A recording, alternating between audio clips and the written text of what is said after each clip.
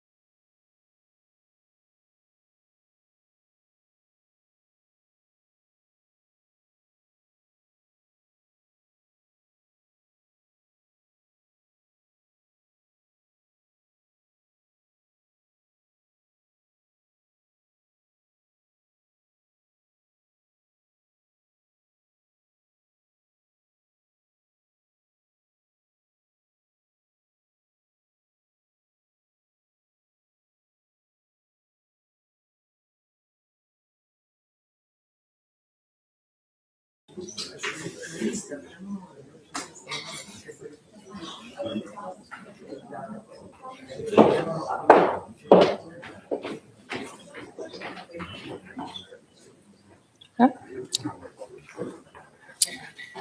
evening, everyone, and to those joining us online as well.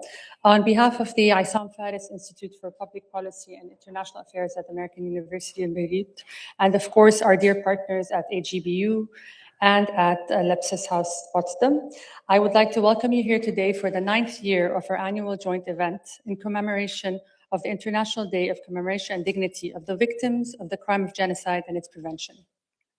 Investing in the power of youth for countering and addressing hate speech and preventing genocide is the title of today's conference, which very much encompasses the values and the missions of both IFI and AGBU. It is not by chance that we designed this year's event around the engagement of youth. Youth today constitute a vital population in our community and are at the front line of today's information ecosystem. They shape online narratives and influence public opinion more than any other group in the community, and therefore play a crucial role in shaping narratives that promote tolerance and counter hate speech, and lead efforts to prevent mass atrocities. Youth are powerful agents of prevention, capable of countering hate speech through creativity, critical thinking, and active civic engagement.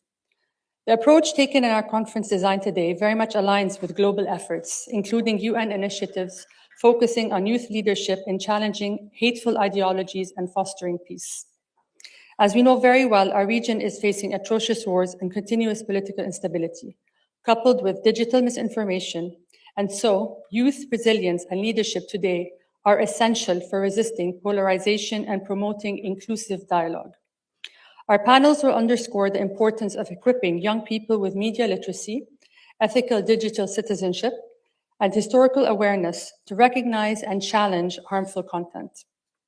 And nowadays, we cannot ignore the important role of artificial intelligence.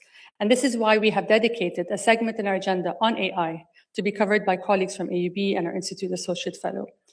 Institutions, including universities, civil society organizations, international organizations, and tech platforms, must create environments that support youth-led initiatives and amplify their voices. Investing in the youth is really not symbolic, but very much a strategic option. They are the key to building societies that resist hate, uphold human rights, and prevent future violence. So thank you for joining us today. We have two very rich panels, and we're very much looking forward to the discussions that will arise.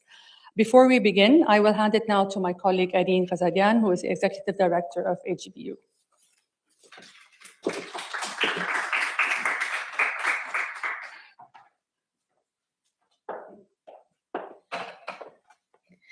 Ladies and gentlemen, distinguished guests, on behalf of the Armenian General Benevolent Union, AGBU, I welcome you and thank you for joining us for this important discussion.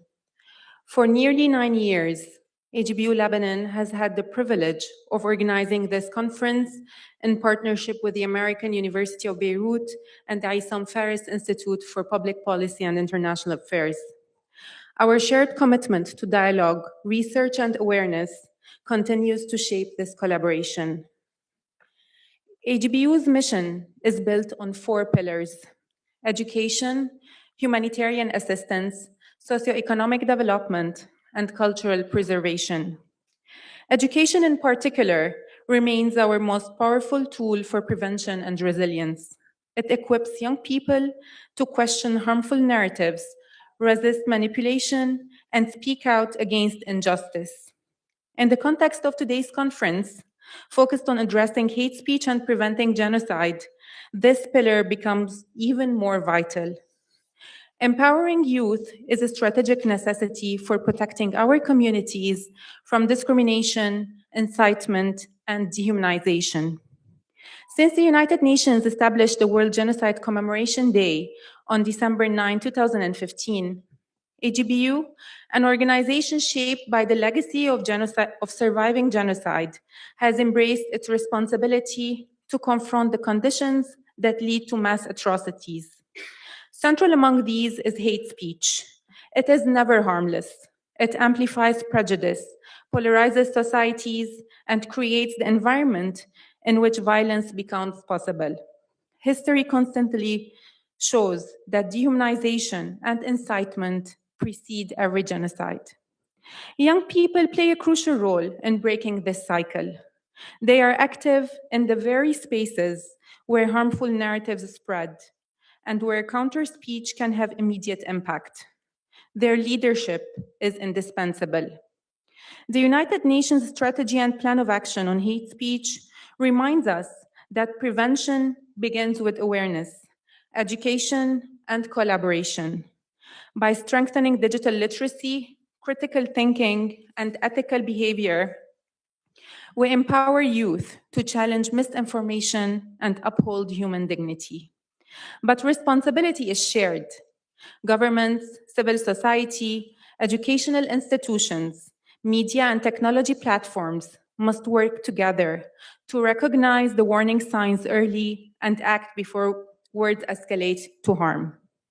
Today's panel will examine the mechanisms of hate speech, the role of youth, the importance of education, and the need for coordinated action. Preventing hate speech is not only a moral duty, it is essential for peace, justice, and human rights. Thank you.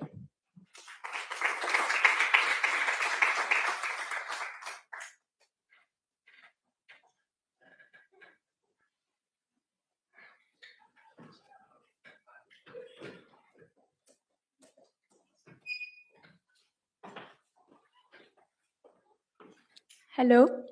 So I'll be introducing panel one moderator, Dr. Roy Nock. So Dr. Roy Nock is the director of the LepsiusHaus Potsdam. He obtained his doctorate with a work on moral and socio-philosophical aspects of genocide and published books on Franz Werfel and the Armenian genocide and on the origins, manifestations, and aftermath of political violence in the 20th century as editor and contributor. Currently, he is working on a 4-volume annotated history-critical edition of Johannes Lepsius's works on the Armenian question, a key figure in the European humanitarian pro-Armenian movement. So please help me welcome Dr. Roy Nock, Ms. Jessie Shaheen, and Mr. Mazen Shakura for our first panel discussion. Thank you.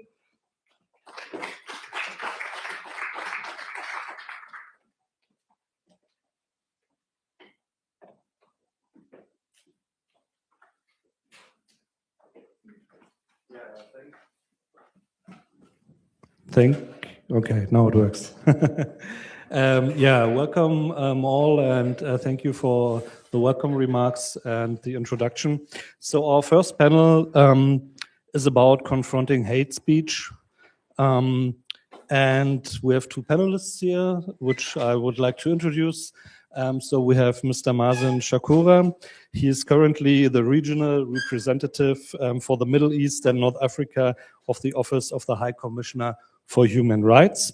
He holds a Master of Arts in Diplomacy and has over 25 years of experience with the United Nations in human rights, rule of law, democratic development, good governance, and program management. In his previous incarnations, Mr. Shakura was deployed in Tunis, Bahrain, the occupied Palestinian territories, Lebanon, and Sudan. Welcome to the panel. And our second speaker will be Jessie Shaheen. Ms. Jessie Shaheen is a public information officer at the regional office for the MENA region of the United Nations High Commissioner for Human Rights. She holds a master's degree in communication studies from the University of California, Santa Barbara, and a bachelor's degree in political sciences from the AUB. Prior to joining the United Nations, she worked with International Committee of the Red Cross as the Arabic language spokesperson and served also as a journalist at the Lebanese newspaper, The Daily Star. So that's how it goes today is we have two presentations, 12 minutes. Then we have discussions.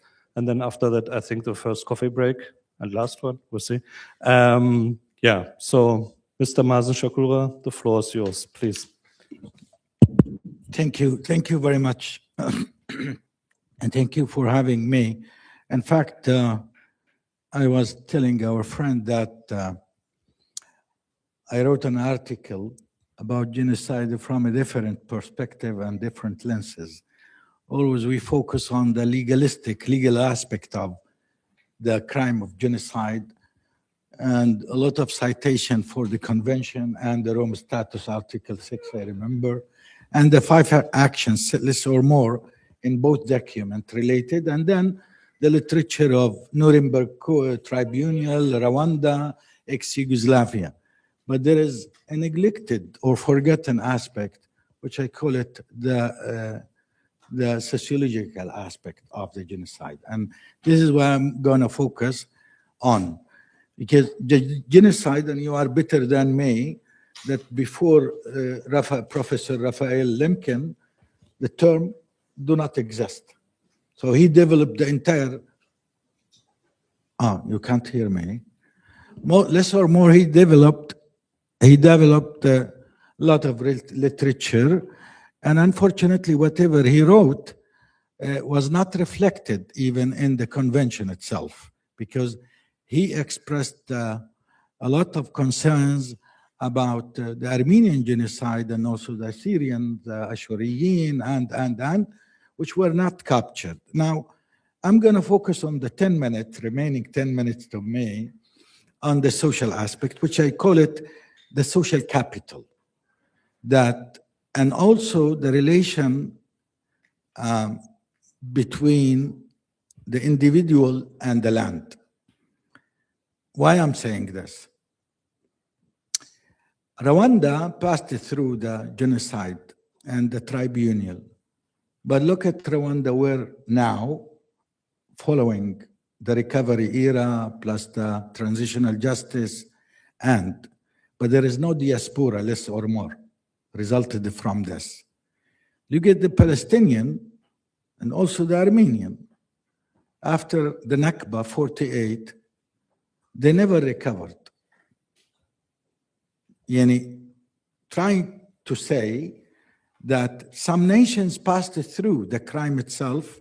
If they remain on their land territories, they might recover if all the positive, conducive reasons to recover is there or available. But if they lose the relation with the land, because agriculture is the contradiction for any forcibly displaced efforts. So the relation with the land. The Palestinians lost their land, so you are a refugee. You don't possess a land, any land. So how come you will prosper again? This is a big question. Can be a nation subjected to genocide faced for a few decades and could be forever. So this is the aspect where even on the Gaza issue, and I'm a Gazan, I'm from Gaza, and I'm looking to Sarah, whom I met yesterday. I worked also with the Commission of Inquiry in the genocide in Darfur in 2004, 2005. And later I've been kicked out of the country by al-Bashir because of this, because he was, by Okombo, the previous prosecutor of the ICC, he was indicted for genocide along with other 5. One of them already in The Hague, Ali Kushaib, and I hope the others would follow. Yeah. So again, back to the track, going to court or tribunal for the genocide or the crime, you have to prove 2 things, the act itself and the intent. But I think both document, ICC nor the convention, they do not differentiate between the intention and the purpose. So if there is an intention or a purpose, yes, there is. But both, maybe in the case of Gaza, because they were pushed outrage, and some officials, Israeli officials, they announced it and made it clearly since day one. The former Minister of Defense, he said in Hebrew, I remember, Hayot Adam, yani, اللي هو human animals. There is no food, no. So he constituted in his statement, less or more the 4 or 5 actions stipulated in the convention or in Article 6 in in Rome status.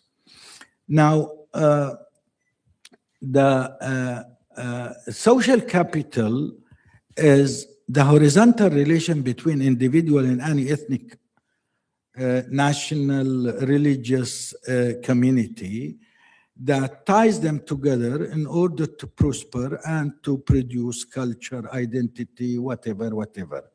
Now, what had been targeted in Gaza is the social capital.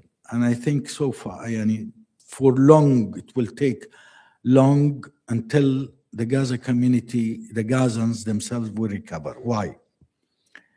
I lived in my entire life in conflict zones.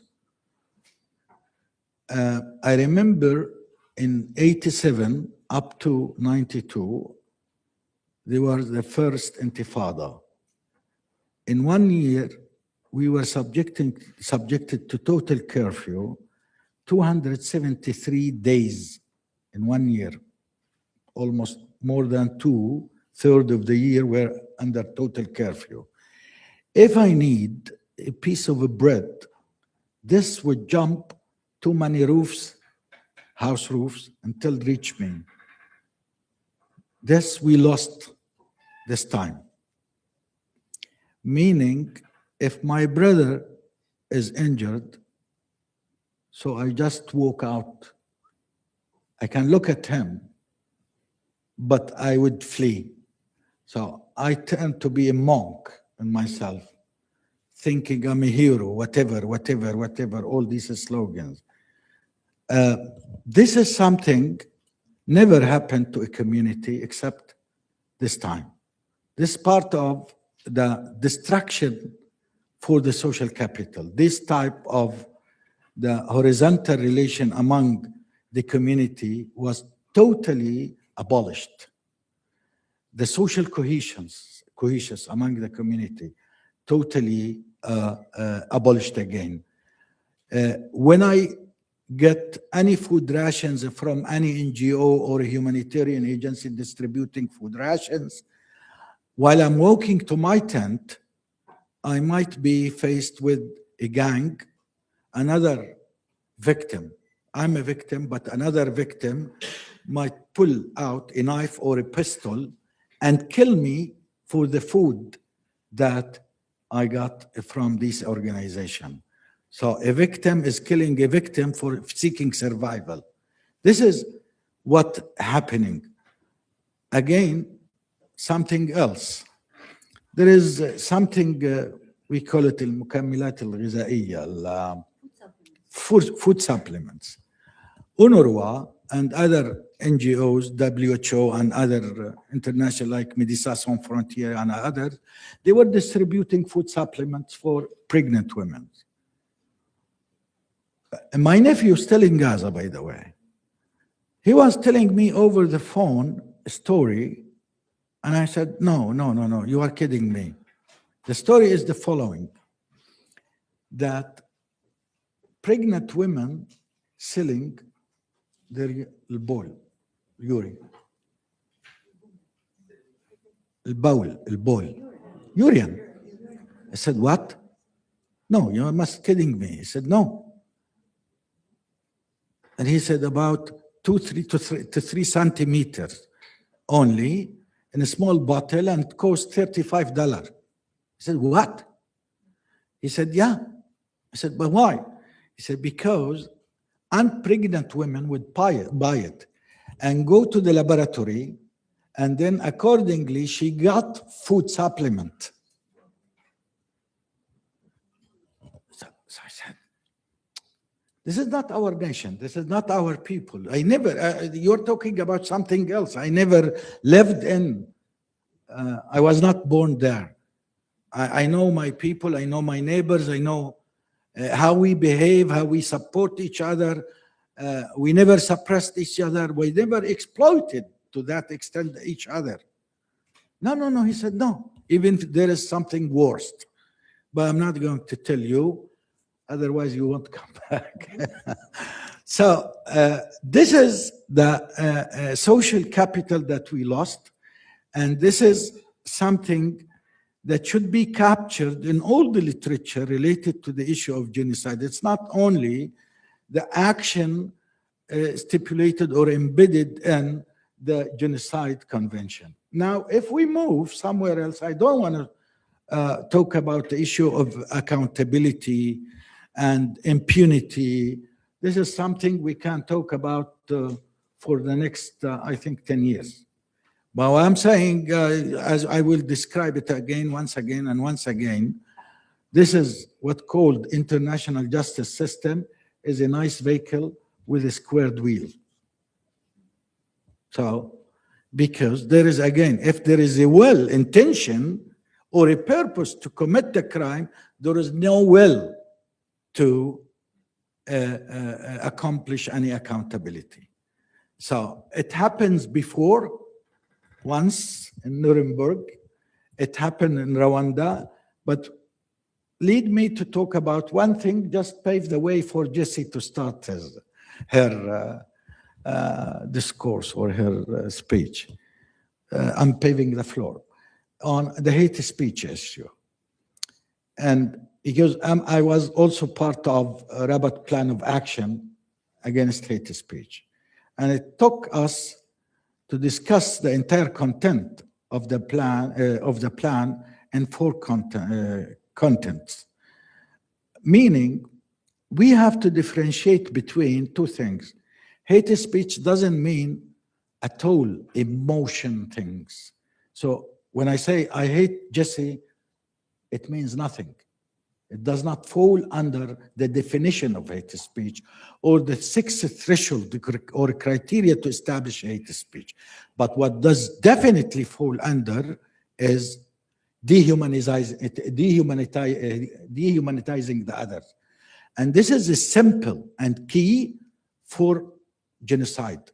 What it takes to commit genocide or to prepare the soil and the infrastructure and the atmosphere for genocide is denying the other and dehumanizing the others. And this is what, and unfortunately that I can read and listen Hebrew and speak Hebrew and write Hebrew, where I was driving, where I can see in Hebrew, everywhere, in every bridge I crossed, Mavid L'Arabim, death to Arab, death to Arab, death to Arab. So this is, and when you go to some close to settlements, you can listen to the rhetoric, how full with real hate speech that can fall under the United Nations Plan of Action and the Rabat Plan of Action. And I'll be happy to elaborate more during the discussion, and I'm sorry for this. Okay, we go right into the next talk, and then we have time for discussion. Thank you. Thank you. I have a short presentation. I would love to be able to show you a short video, if possible. And by the way, I'm wearing my public information hat here on behalf of OHCHR Romania. I can say that our office has been a pioneer in the region working on hate speech, especially with the youth, and also working with religious groups, religious leaders, civil society on the issue of hate speech and incitement to hatred. We've done a lot of work with the youth of the region, bringing them all together to discuss ways to curb incitement to hatred in the region through various means, on a personal but also on an academic and professional level. And it's been very insightful to see how all of them agree, that, words kill like bullets, right? And that we need to be, even in our small actions, daily actions. I teach my 8-year-old at school, when she's bullied, not to bully back. When she hears something bad, not to share or repeat. And it's the same thing for us. If I go on Facebook or whatever, Instagram, and I read something that is not conducive to human dignity, my responsibility as a citizen who is aware of the consequences of hate speech is simply, not to promote this kind of speech or even this kind of, it could be misinformation and disinformation, which also sometimes yields to hate speech and incitement to hatred. So there are small actions that each and every one of us, we don't have to be human rights activists, we don't have to be, don't need to be lawyers, we don't need to have a legal background. I don't have a legal background. I'm a media expert. I'm not a legal person, but I know for a fact, my human dignity tells me that it is wrong to shame and blame other people in ways that dehumanizes them, as Mazen said. I was once walking in a country and I saw written on a wall, I'm not going to say which country, that this confession or this group of people and dogs are equal. And it was written on a wall and people were passing by and looking at it and it was okay. And to me, I don't know. I mean, it wasn't okay, but again, what can we do? Is there anything we can do, us as citizens, responsible citizens, towards this kind of speech? Let me ask you this. So let's reflect a little bit with a short video. How do I do that? Is there a YouTube thing? I'm not sure. Can I copy and paste the link? Yeah. But has this an internet connection? But I think it doesn't have internet. It doesn't have connection. internet. No, you see there on the right. No, it's not connected. It's not connected. AUB guest. You can use this microphone.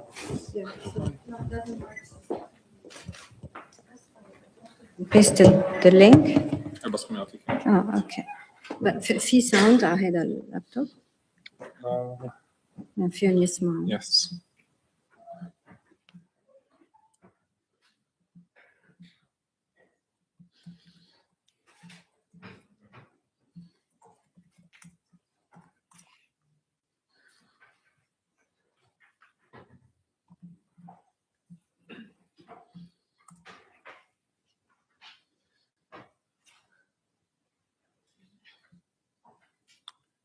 Oh no, didn't want to show this one. لا stop. Yeah. Stop. واحد فوق. مسؤول أممية. Yeah. بس ليش عم بيطلع؟ بدك أعمل كوبي بيست وفوت على يوتيوب.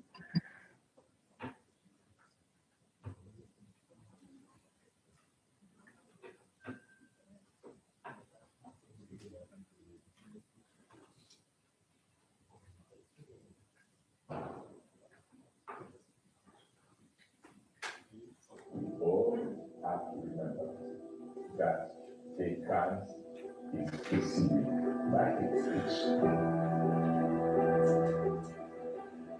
We all have to remember that the genocide that is in Rwanda started with hate speech. The Holocaust did not start with gas chambers. It started long before with hate speech.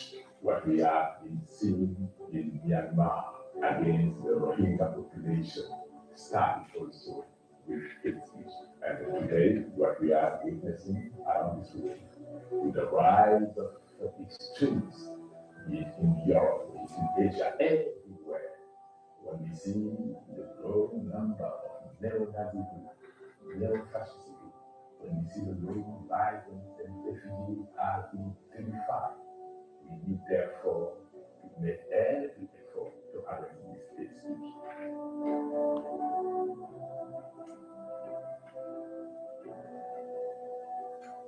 We have to bear in mind that words kill. Words kill are less.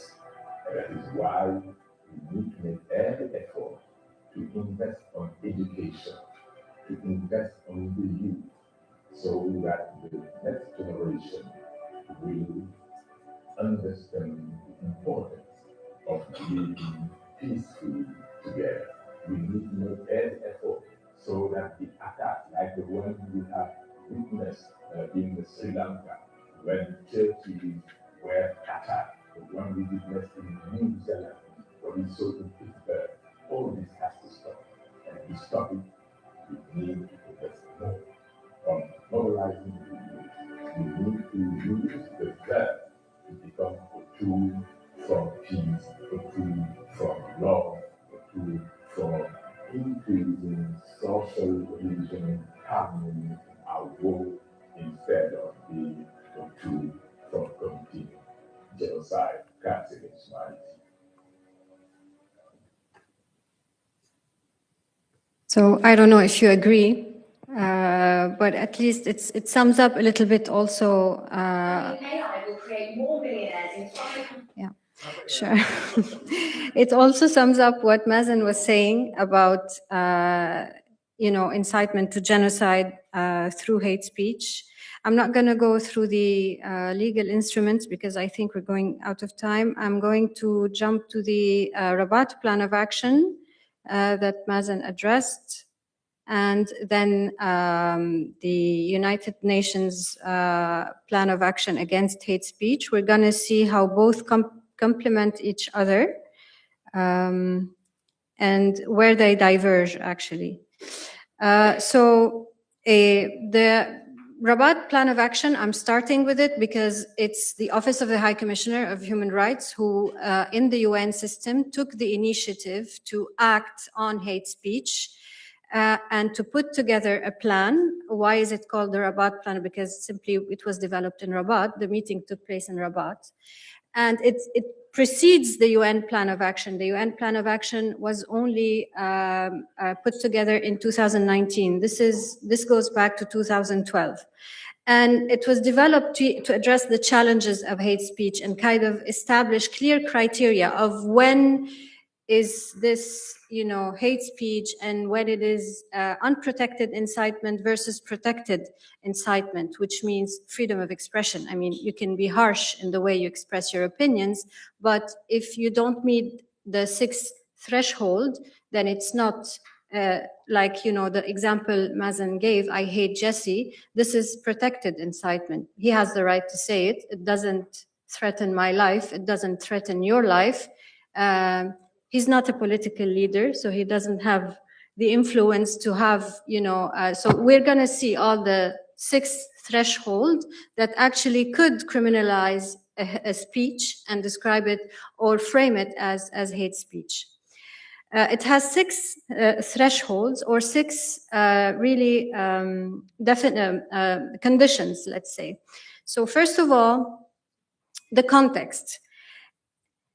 We have to take into account when a certain rhetoric is pronounced, the historical or political social conditions. Yani, for instance, if it's a country that, is currently going through,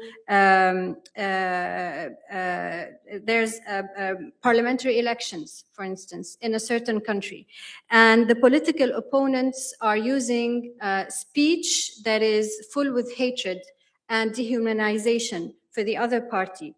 The context is fertile for incitement to hatred. So the context, we can tick the context that this is an inflammatory context, is conducive to hate. Whereas if it's normal circumstances, there's no political turmoil or political, high-level engagement or activity in the country, it could still be hate speech, but the risk is less. So if there's, let's say, elections or any other kind of, political or military action taking place in the country, it certainly fuels incitement to hatred.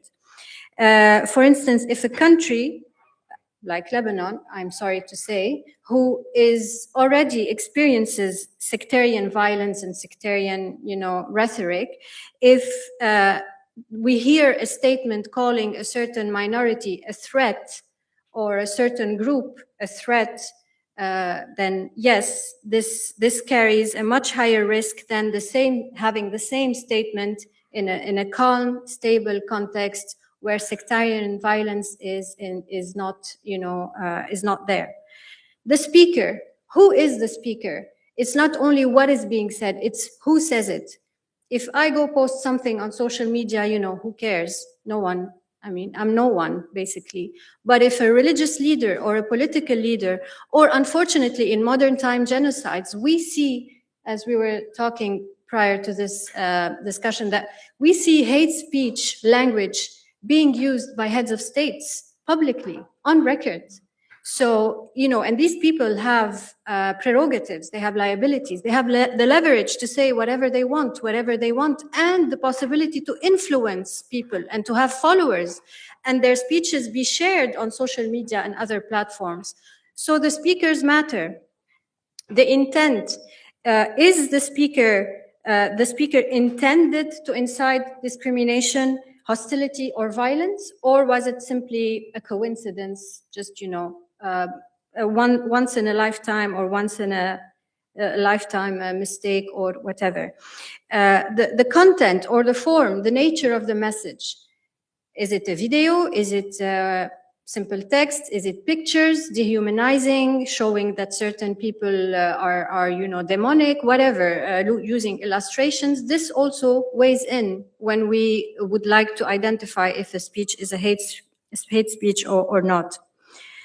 The form, what do I mean by, content or form, and also repetition.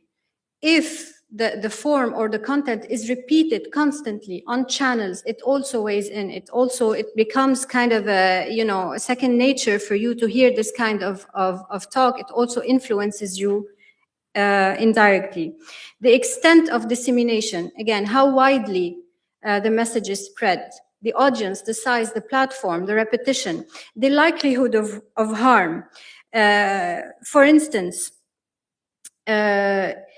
if, let's say, if a speech is directed towards, let's say, a historically persecuted group, for instance, displaced people, migrants, religious minorities. So already these groups are under a lot of, pressure and persecution. So if a speech is directed to them, the likelihood of harm is higher than if a speech is directed to kind of a group of people who doesn't really suffer from this kind of history. So these are the Rabat, the 6 thresholds of the Rabat Plan of Action. Now, the UN strategy and plan of action on hate speech came years later in 2019, basically it was launched by the Secretary General to provide clear guidance on and strengthen early warning and ensure that the UN system acts coherently, responsibly, and preventively vis-à-vis hate speech. It has 2 pillars. The first pillar addresses the root causes and drivers of hate speech. The second pillar responds to the impact of hate speech. And there are 13 commitments in this UN strategy. I'm happy to share them with you by email. I'm happy to share the entire strategy and the Rabat Plan of Action by email for those who are interested, or maybe I can share it with Arine and you could circulate. So first commitment is to strengthen the UN efforts to monitor hate speech, then address the root causes through inclusion and equality, engage and support member states, work with digital platforms and tech companies, and this is something we do a lot. We have an office in New York who deals on everyday basis with Meta and other technology companies to try to find common grounds between, our human rights obligations and ethics and algorithmic, needs and challenges. Yeah. Okay. So I'm being. Is this hate speech? No. So. I only this slide, please, because this is very important. The commitments, I can share them with you later on. How the UN strategy complements the Rabat Plan of Action. The Rabat Plan of Action defines the legal threshold for criminal incitement, whereas the UN strategy provides a policy roadmap for prevention and response. So the UN action plan actually works more on prevention. We work on identifying whether this is hate speech or not. I mean, the Rabat Plan of Action works on identifying whether this narrative is hate speech or not based on the 6 threshold. It doesn't work on prevention. And the Rabat Plan of Action helps decide when the state may restrict the speech and if it has the legal ground, enough legal ground to restrict the hate speech. While the UN strategy helps institutions address why hate spreads and how to stop it. The plan of action focuses on Articles 19 and 20 of the ICCPR, while the UN strategy focuses on the whole of society interventions. And the Rabat plan of action ensures restrictions are necessary and proportionate. Yani, if one journalist in a newspaper posts something that is considered to be inappropriate, inflammatory, whatever, you don't just go shut down the entire newspaper. Is this proportionate? I mean, we've heard of instances where entire media organizations have been shut down because of one person. So this is where proportionality comes into play. Whereas the UN strategy on hate speech ensures actions are educational, exclusive, and preventive. I will stop here, otherwise I will be the victim of hate speech myself. Thank you very much. Thank you. Thank you. Yes, Jesse, thank you. Thank you. Yeah, sorry, time is flying. So I have a lot of questions, but as I said, time is flying, so yes? No? Okay. So again, time is flying. Jesse, please. Thank you. Take a seat. So I have a lot of questions, but I would say we use the rest of our time because you are here, you came all the way. So we just open it for the audience. And if you don't have any questions, I will ask. So we turn it a little bit around. So I think we have a microphone somewhere here in the room, maybe. So anyone? Guys, I gave you the opportunity first. No? Okay, then I start. So what I found very interesting is, Mazen, you talked about the social aspects of genocide. And we know Lemkin had this in his works, Access Rule in Occupied Europe, but it never made the UN Convention. So what does it mean, combined with Jesse's aspects on the UN plan? Should we at some point change the UN Genocide Convention to add these kind of new aspects, or what it's, yeah. What do you think about that? I think yes. My answer, yes. It needs to be updated. A lot of literature, and you are better than me on this, you've seen the article published and the position paper published by the scholar of the Holocaust. Yeah. There is something beyond and developed beyond what is embedded in the convention itself. So I think, sorry. I think someone has to switch on the microphone because I think it's, yeah, but it's on, yeah. So, okay, keep it closer. Okay. بعد أكتر? Yeah, no, okay. Now it works. Now, amending a convention at the international level, this is something, I would say, mission impossible. Yeah. And you need the consensus around the amendment or codification of one article. Mm-hmm. Now, maybe we need to think of having like an addendum or a new guidelines or before adopting it as a convention, because as I said, it's a mission impossible. Precisely nowadays, that entire UN passing in a very deep liquidity crisis, and international multilateral diplomacy under real threat. And the multilateral diplomacy worldwide, it has its own tools, and the UN, one of its major tools for the multilateral diplomacy, when it was created in 1945, it's a recipe of those who gained the war, the Second World War. So it goes back, and they have controlled the 5 veto. Now, it needs a reform? Yes, it needs a reform. To modify or to adopt a new guidelines and document to capture certain aspects related to the genocide crime, yes, I do, because the gravity of the crime itself were not captured in the 5 the 5 actions embedded in Article 2 in the Convention. Also, the debate took place with Sharif Bassiouni, late Sharif Bassiouni, when they were developing the Rome Statute. Again, it took long, and he was the first expert into the ex-Yugoslavia, what had happened in Bosnia and Herzegovina, and he was heading the Commission of Inquiry, and he did a lot of work and a lot of literature, and he developed, and also we've seen Adam Adyang. He's my favorite, by the way. We worked together so long.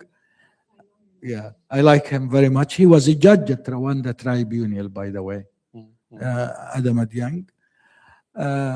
Also, he was the designated expert for Sudan.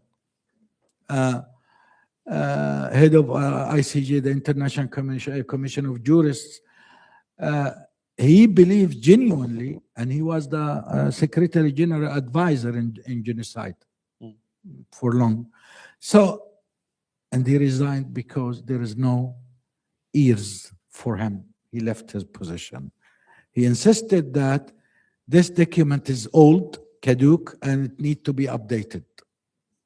The entire action and means and tools that the UN do have to prevent genocide do not exist. So take us behind the scenes. This is, for me, that's also very interesting. This UN strategy on hate speech, did the discussion somehow was around genocide as well? Or so, can you elaborate on that a little bit? Yes, in both document, the Under-Secretary General in the issue or the question of genocide, they participated, he and his team in both documents. They were with us in the entire discussion in Rabat, and the issue of dehumanizing the others, accepting the others. The issue of genocide aspect was reflected there in the discussion. And the Ban Ki-moon Action Plan, Secretary General, also again they participated, and they participated into the draft. Why? Because, as Jesse just said, it's for prevention, but it do the document itself, if we read it and go through it carefully and thoroughly, you would notice that it focuses on 3 aspects of or 3 layers of extremism. Now everybody is extreme. I'm extremist, but do my extremism lead to violence? This is the question. Now, there is a conducive reason for extremism, and it's listed in the document. And there is also another layer, which is the operative aspect of the extremism. And it focuses on youth, this aspect. Okay, we have one question in the audience. Andranik Takessian, please. Do we have a microphone for the audience?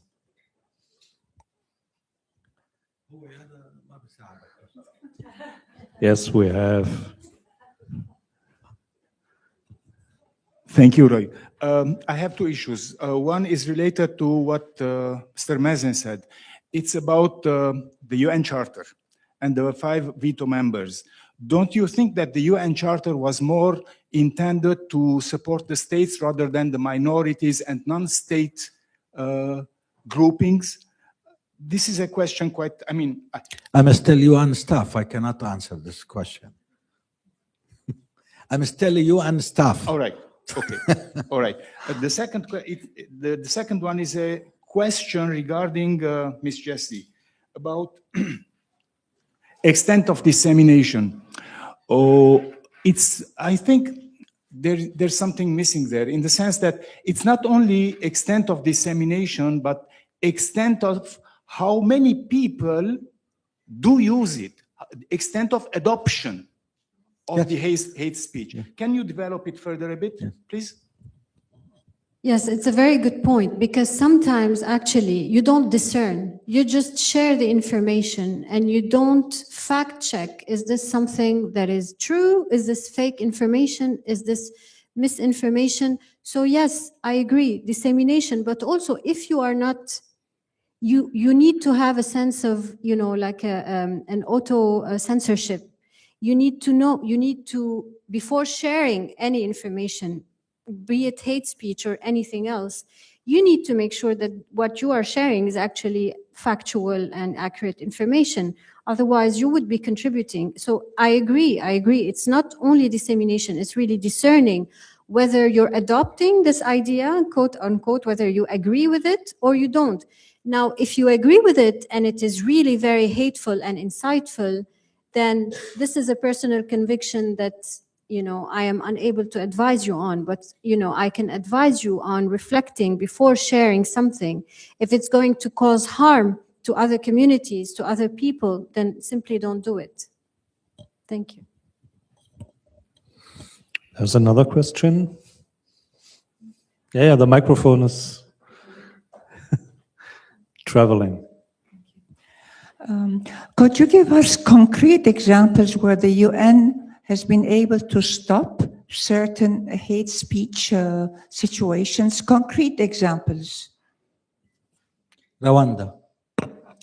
In the first time that journalists and some radio stations, directors and chroniclers appears before the court, a tribunal for hate speech and incitement on killing and mass killing and forcibly displacing other tribes and others, was in Rwanda tribunal.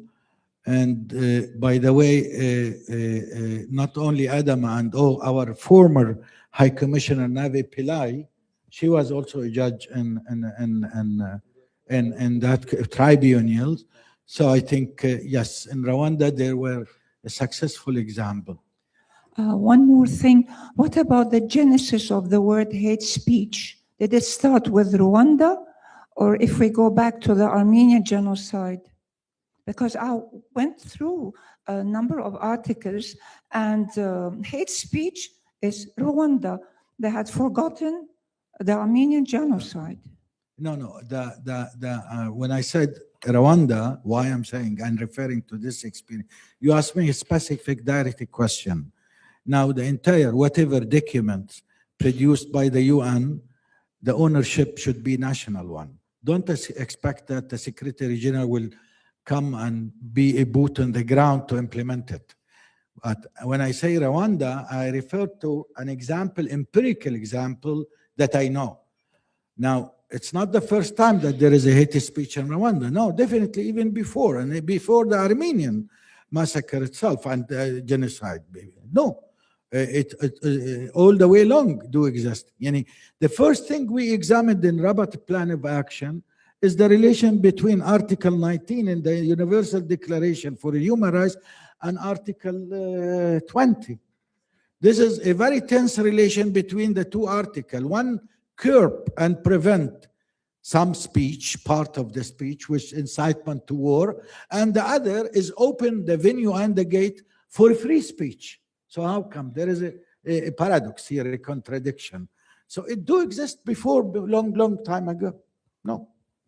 So the example I gave, because this is a court were created by the international justice system where some journalists and media outlets were brought before justice for hate speech. But before, I don't recall.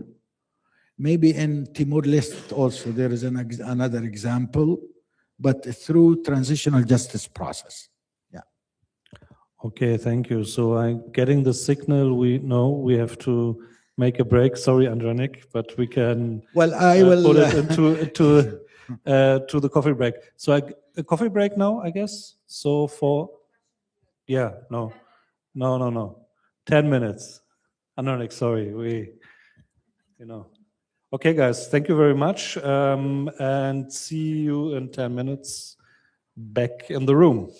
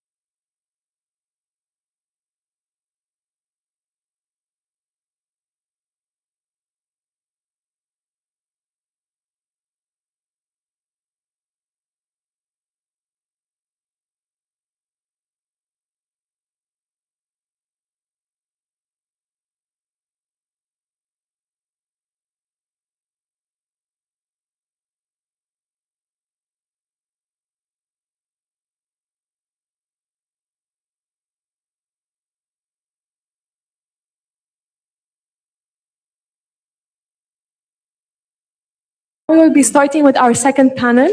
So I'll be introducing our moderator, Dr. Talar Ateshyan. Dr. Talar Ateshyan is the Vice Rector for Academic Affairs at Antonine University, Lebanon, and an Associate Professor at the Faculty of Engineering and Technology. She holds a PhD in Engineering Sciences from INSA of Lyon, France.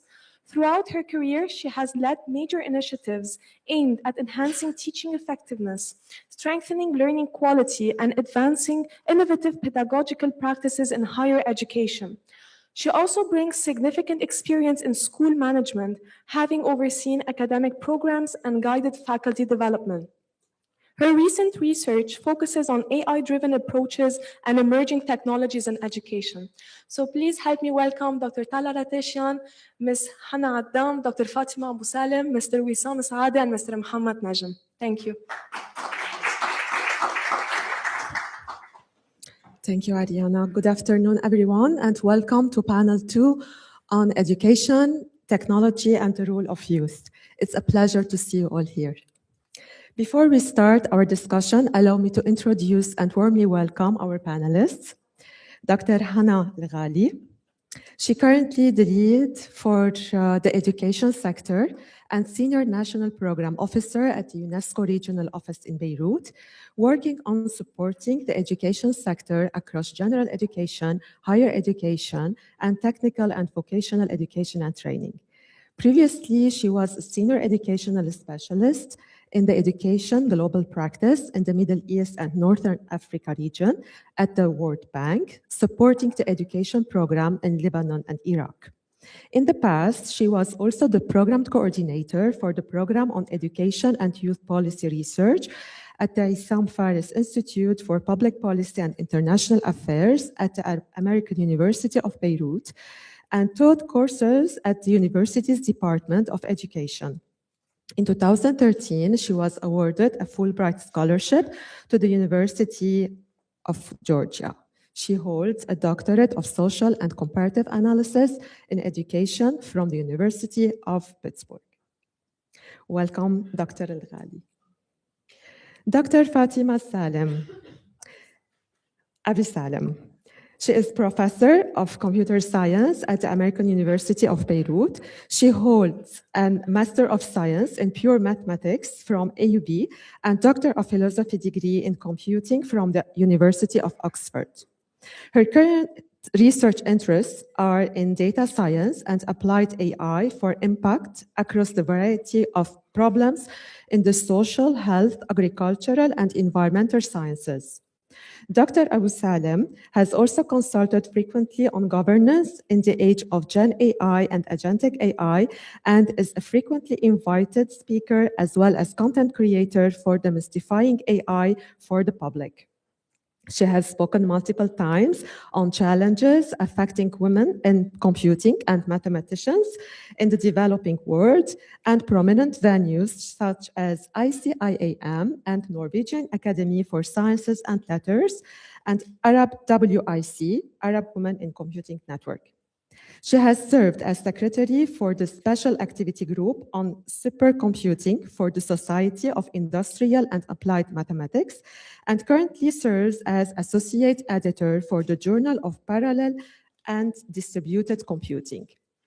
In 2019, Dr. Abu Salim also became a co-recipient for the prestigious award from Google, the AI Impact Challenge for the Social Good, in relation to her work in smart agriculture. Welcome, Dr. Abu Salim. So our third panelist, Dr. Wissam Saade.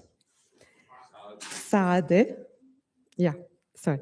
So Dr. Saade is a journalist and academic who has been a lecturer in political science and history at St. Joseph University since 2003. His academic work focuses on political thought, particularly medieval and modern traditions, as well as the social and intellectual history of revolutions and modern transformations. He is also widely known for his opinion writing and political analysis in Lebanese and regional newspapers, where he tackles issues related to identity, freedom, political change, and contemporary crisis. Welcome, Dr. Saade. And finally, Mr. Muhammad Najm. Mr. Muhammad Najm is the Executive Director of the Beirut-based digital rights organization, Social Media Exchange, SMAX, the West Asia and North Africa's leading digital rights organization. His work includes local and regional advocacy campaigns, research on freedom of expression, privacy, and data protection. Mr. Najm organizes the yearly event Bread and Net. The last edition was in October 2025. The first conference in the MENA region that tackles topics related to technology and human rights. He is also building a movement in Arabic-speaking countries around thinking critically when it comes to the adoption of technologies in our lives in the WANA region. Welcome, Mr. Najm. Thank you all for being with us.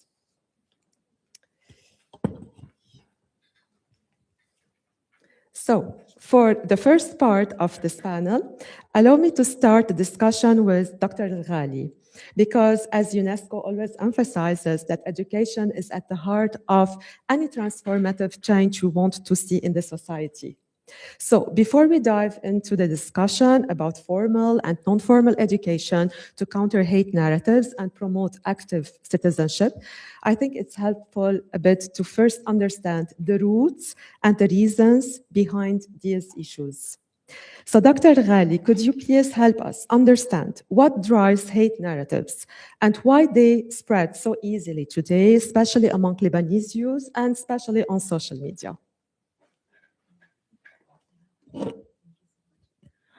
First of all, thank you so much for inviting UNESCO to be part of this. And for me, being back here is very emotional because I spent almost 10 years of my professional life here.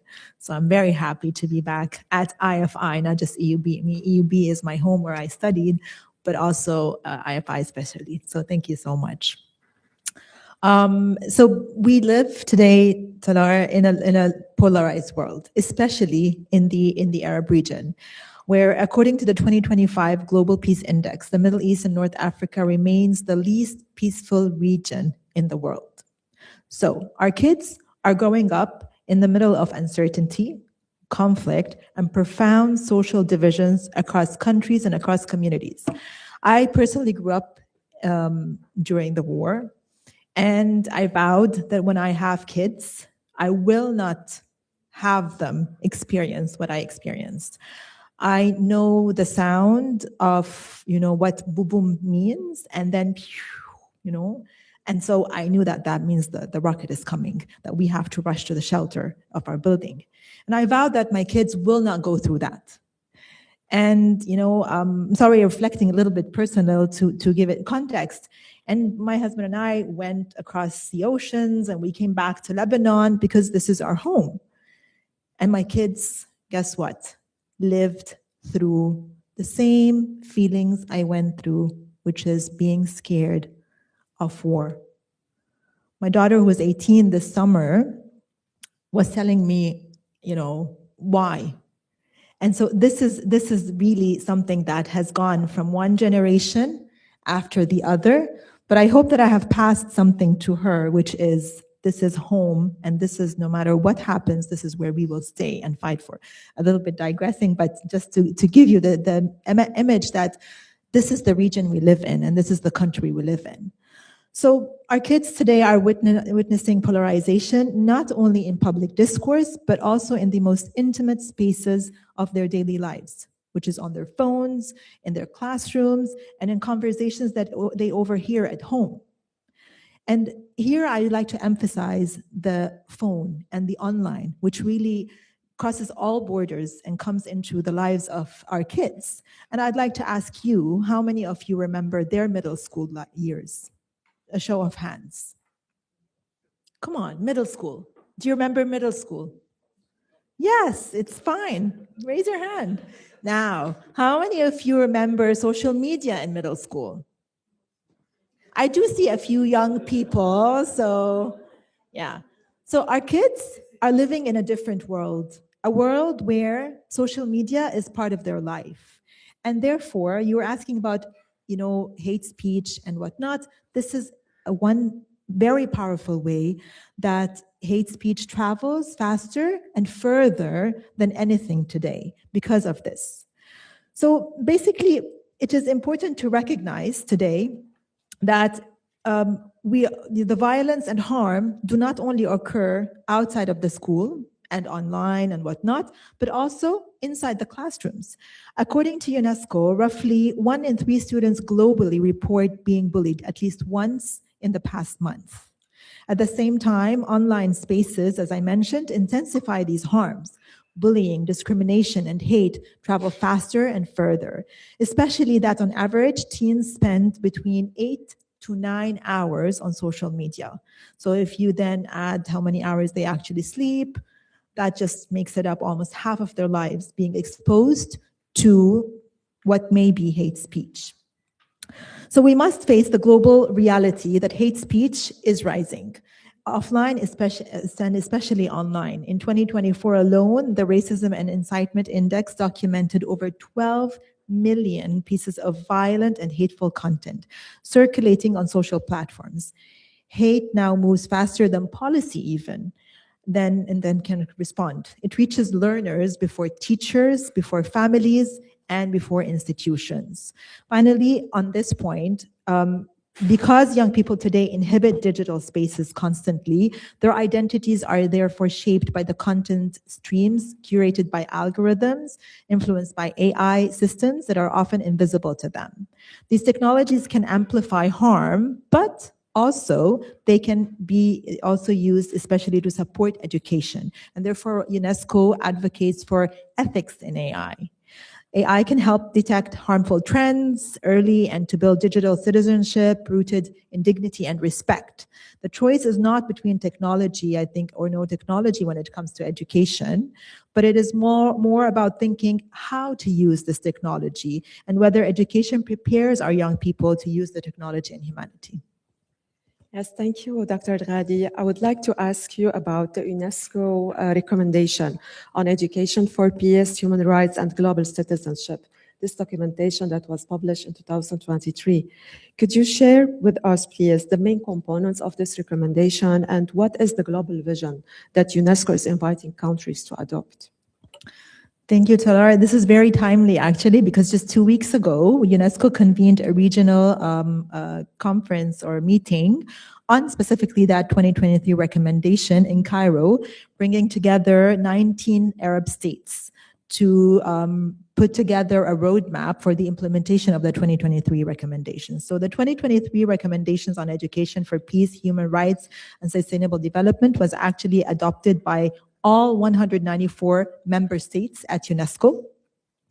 And it challenges us to reimagine education so that it prepares learners not only for the labor market to get a job, but for life.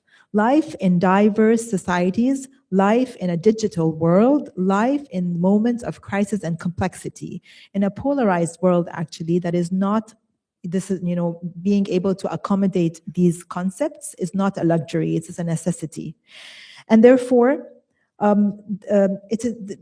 these recommendations bring forward an urgent call for intensified investment in education, and in particular, in education for peace, human rights, and sustainable development. This is important to equip current and future generations with the knowledge, values, skills, and tools to respond to these challenges with effective solutions to foster inclusive, equitable, peaceful, and sustainable rights-based education and societies. Also, I'd like to add that this is not simply a policy statement, what the recommendations bring forward. It is an acknowledgement of the world our children are inheriting. Think back of your childhood in Lebanon. I mean, how many of us have been exposed to narratives? Not necessarily hate narratives, but narratives, right? And then you came across those narratives, offline mostly at our times, and think how these narratives have shaped you and who shaped you also with these narratives. Well, for our kids today, they are exposed, but we don't know if they have these factors to help shape them, especially that in many instances, these factors have been hijacked by the digital world. So in addition to that, I'd like to add that, we have the SDG 4, which is 4.7 specifically, which advocates for addressing issues related to peace and citizenship. And therefore, it is important to highlight that in these instances, UNESCO not only advocates for the peace recommendations, but also for global citizenship, where the citizen, and within that scope, we focus on issues related to climate change, to peace, and humanity as well. Thank you, Dr. Ghali. I would like to ask if there are existing, let's say, initiatives in the Arab region and particularly in Lebanon, some initiatives that are aligned with the recommendation. Yes, thank you. The Arab states, as I mentioned, met in Cairo about 2 weeks ago to put together a roadmap based on the 2023 recommendations on education for peace, human rights, and sustainable development. And this roadmap was developed with ministries, educators, and civil society and youth, which is very key. Placing this vision within our shared reality. Our region, as I mentioned earlier, is a mosaic. It is rich in diversity, whether cultural, linguistic, religious, but it's also a region that has been deeply affected by conflict and displacement, inequity, and climate pressures. Therefore, these realities shape education. They shape young people's sense of identity and belonging. And therefore, this has been a very key roadmap that identifies key initiatives that are present already in our societies. However, they are fragmented. And so the hopes are that within this roadmap, that nation states will actually make the effort to put together these initiatives under a national government-led umbrella in order to ensure that these initiatives that are in every country across the region are really making an impact. Now, we come to Lebanon. And UNESCO has been working very closely with the Office of the First Lady on the initiative of school citizenship. I'm sure many of you have heard of that. Well, that is not a physical school. It's an initiative that aims to foster responsible citizens in a country that has been for a very long time stretched in different directions and many times opposing. UNESCO initially supported this initiative by developing the Citizenship Index, which I'm very proud to say is the first globally to be implemented in Lebanon. So with this initiative that aims to really foster civic learning, critical engagement, and youth participation through education, among the key activities within this initiative are the training of teachers and principals, and most importantly is supporting student-led civic projects. Just recently, maybe in the past 2 days, 150 schools from across the nation have been selected to take part in this initiative.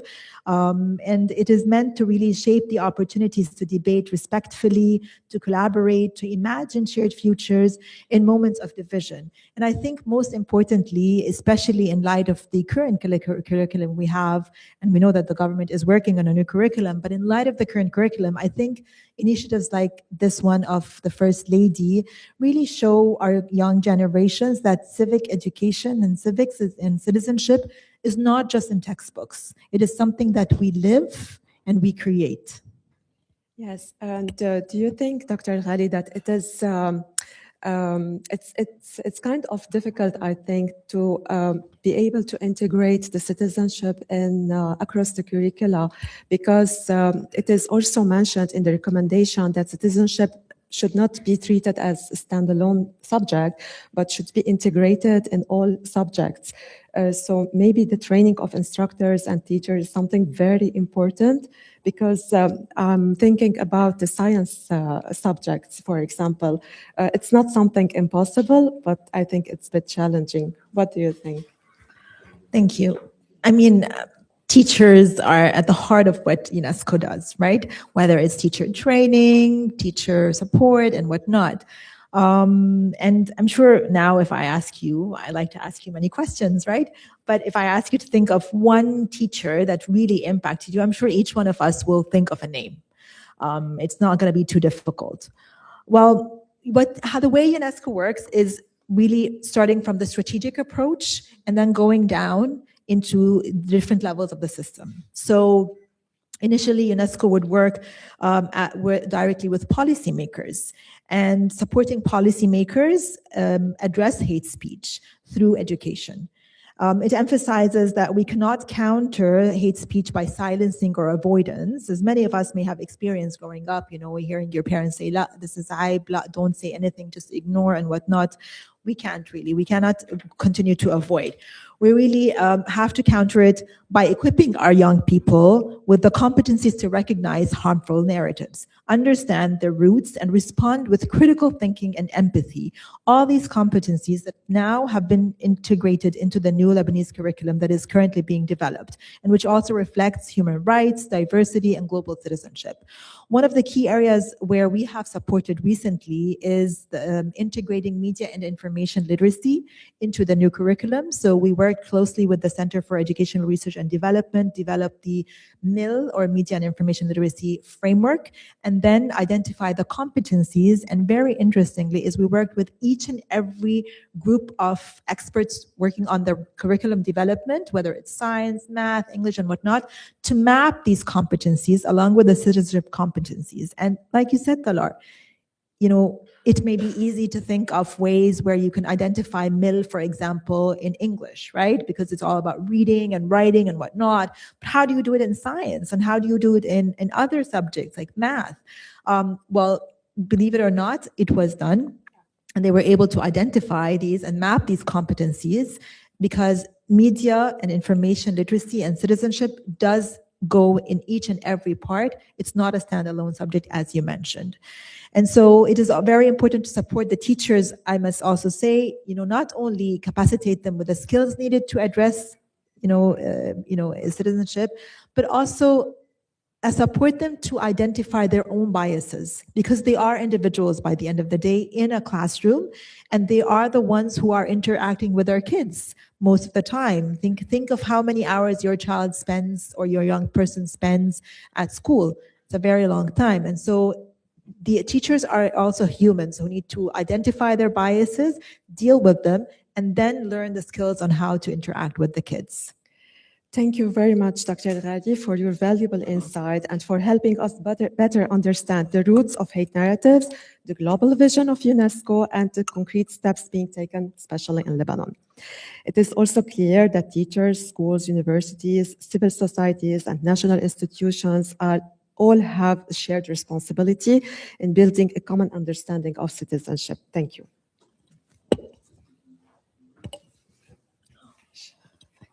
Okay.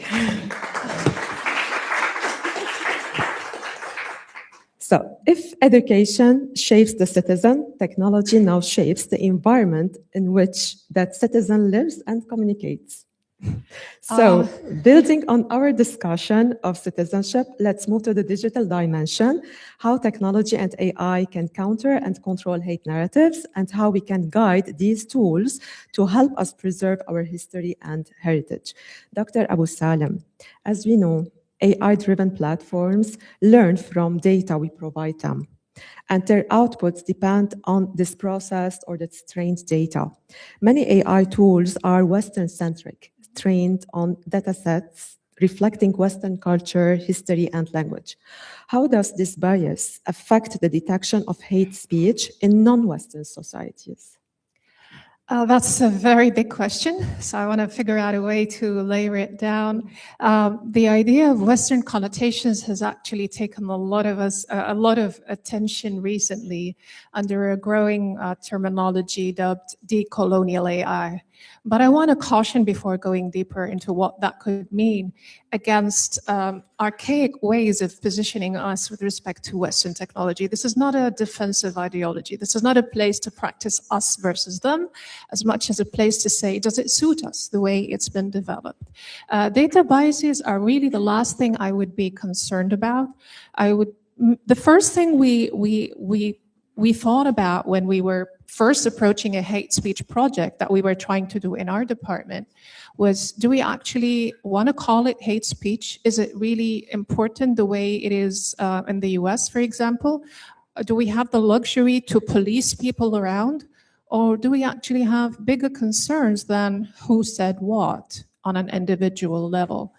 And this took us along the path to think that there are deeper issues at the collective level that perhaps do not apply, not perhaps, definitely do not apply to a Western connotation. And the first thing we wanted to ask is, so why do we want to do this? And it occurred to me that there could be two very important reasons. First, because we want to heal. So Hannah just mentioned that there is something transgenerational that we're witnessing. And yes, no, we know, our generation knows that we did not heal. So that was a place that got us thinking. And second, a lot of emerging research that unfortunately does not make it to a lot of our podiums is the connection that online speech has with offline violence. The backbone of this analysis is data and models. They do not necessarily have to be AI. So the first thing I would say is, let us not constrain ourselves to AI. As a scientist, I would find this completely counterproductive, because I've seen a lot of amazing models that predict whether or not a certain episode, I'm not going to say genocide per se, this is a bit far-fetched, but using text, using paralinguistics, which is not just text. This is what people are saying in videos, their body language, the amount of anger they project, their tone, and all of that open up windows like, yes, this is hardly at all an exercise in hate speech detection as much as it is to do with grievances detection. Grievances happen at large scale. They are problematic, symptomatic. They need to be acted on. They cannot be policed. So, which took us to the decolonial reformulation of hate speech detection. And the project we're trying to work on now will be called grievance detection. Thank you, Dr. Abu Salem. I would like to ask you about the concrete steps. So if Western biases in AI models are a challenge, okay, let's take it like this. What concrete steps can interdisciplinary collaborations, including researchers from multiple fields and youth, take to create local data sets that genuinely reflect the cultural and historical realities of our communities? Again, I would also steer the discussion away from dataset because it's been overplayed. We've been in situations where we had really a large amount of very localized datasets, which we didn't know what to do with. Okay. I think we need to ask the right questions around these datasets. For example, we collected a lot of data around 2023 events in Lebanon. Politics, security, anti-refugee sentiment, LGBTQ, blah, blah. And then, so the first thing we wanted to say is that from my perspective now, 10 or more years in this business, is that techno-solutionism cannot drive policy. So we had to turn to colleagues like my colleague, Dr. Wissam Saadi, who's going to interject in a little bit to say, these young people are coders. They developed code for us to detect hateful speech. But when we asked them to build a system on top of the large language model that could grab from the historical background and maybe create a counter narrative. So I want to develop a bot, a chat bot that goes maybe on X. And every time they see something hateful, they want to say something nice. These young coders had no clue what kind of historical background to plug in, because they didn't know. Not only was history missing, politics was missing. So why do I want to do that? Is there any action that I want to publish a paper or build a software that detects hate speech? Is it just to say, oh, you've been bad, you've been good? Of course not. So there was ethics missing. Why am I doing this?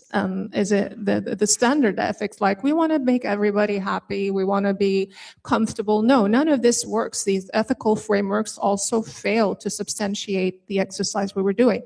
Grosso modo, it turned out that we were severely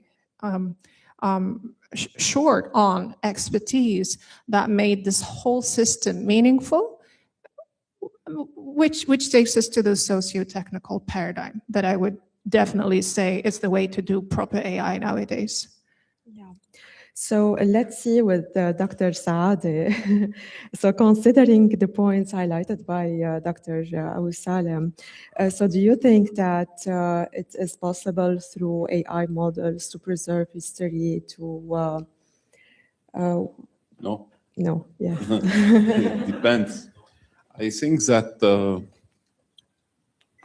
coming from my background as a historian of ideas and specialist in the field of studies about nationalism, nations, fabric and nationalism, I think that I have to mention 2-3 things. First, that AI, first of all, that we have to know how to reflect about the genocide, the hate speech, all these matters in the time of the